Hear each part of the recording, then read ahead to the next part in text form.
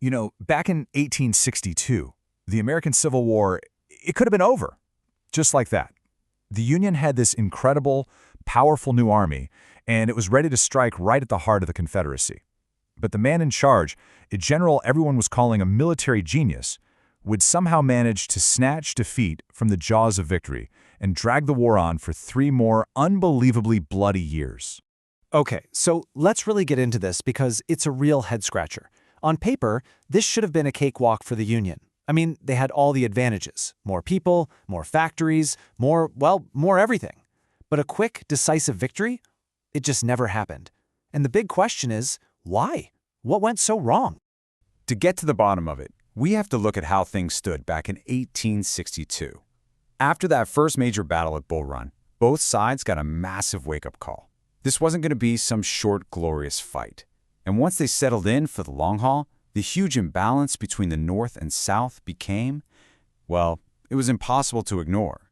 I mean, just look at how lopsided this was. On one side, you've got the Union, an industrial powerhouse with a stable government under Lincoln, fully capable of building a modern, organized, well-supplied army. And then you have the Confederacy, which was, frankly, a bit of a mess.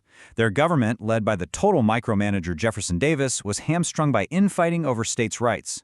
They couldn't even get their own soldiers proper equipment. We're talking a total hodgepodge of different uniforms and old, outdated rifles. So, into this chaos steps the Union's supposed savior, Major General George B. McClellan. After a few small victories, the press just went wild, dubbing him the young Napoleon. He shows up in Washington to these huge, cheering crowds, hailed as the genius who was going to put a quick end to this whole thing. And to be fair, the guy was brilliant at getting things organized. He came from the railroad industry, and he was an absolute wizard with logistics. He took this panicked mob of soldiers who had just fled Bull Run, and through relentless drilling and a complete overhaul of the supply system, he forged them into the fearsome Army of the Potomac. He was so good at it, in fact, that Lincoln made him general-in-chief of all the Union armies. But, and this is a huge but, here's his fatal flaw. McClellan could build a perfect army, but he was absolutely terrified to actually use it. He was a perfectionist, completely unwilling to risk his creation until every single detail was perfect, which, let's be real, almost never happens in war. So he just waited. For 6 long, agonizing months, the most powerful army on the entire continent did absolutely nothing. They just camped right outside Washington, D.C. You can just imagine President Lincoln's frustration just growing and growing every single day.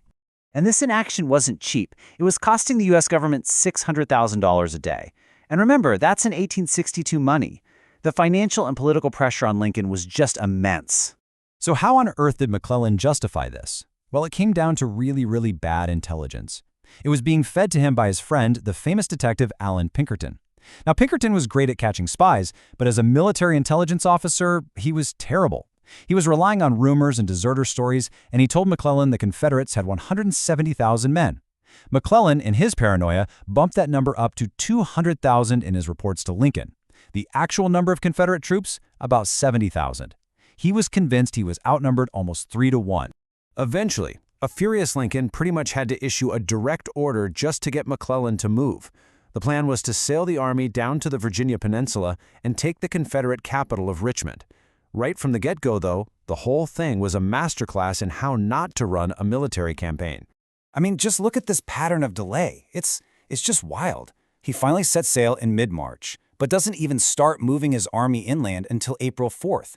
And then, on the very first day, he runs into 11,000 Confederates. Their commander, a guy named John Magruder, just had his men march in circles and make a lot of noise, completely fooling McClellan into thinking he was facing a massive army.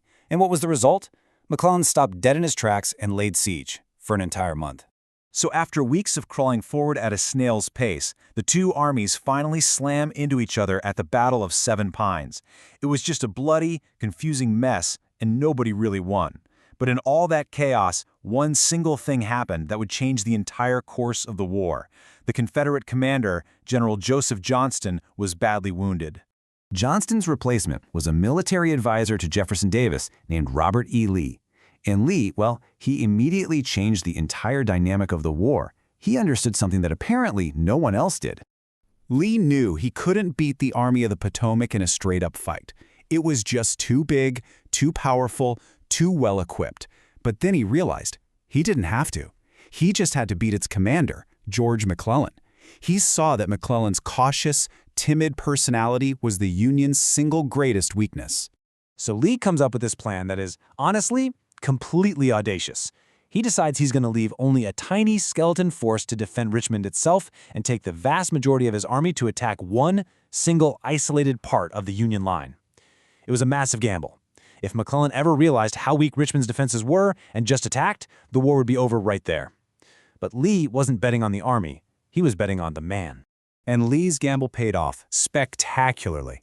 In a series of clashes we now call the 7 Days Battles, he just relentlessly attacked McClellan's flank. Even when his attacks were messy and bloody, the constant pressure completely shattered McClellan's nerve. And if you want to know what was going on inside his head, just look at this paranoid telegram he sent back to Washington. He's basically saying, if I manage to save this army, it's in spite of you. You did everything you could to get it destroyed.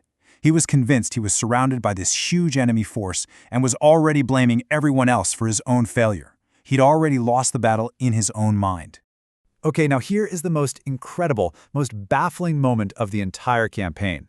At the Battle of Malvern Hill, the Union Army sets up this nearly perfect defensive position. They absolutely demolish Lee's forces as they attack. It was a huge, undeniable tactical victory. And what did McClellan do immediately afterward? He ordered a full retreat. Let that sink in. He won the battle and then ran away. It's mind-boggling. And when you look at the actual numbers, the story gets even crazier. Lee's so-called victory cost him over 20,000 men.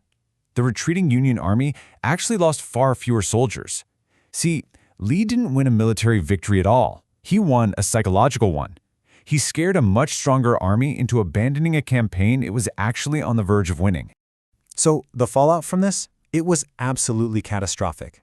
The Union's best shot at ending the war in 1862 was just gone.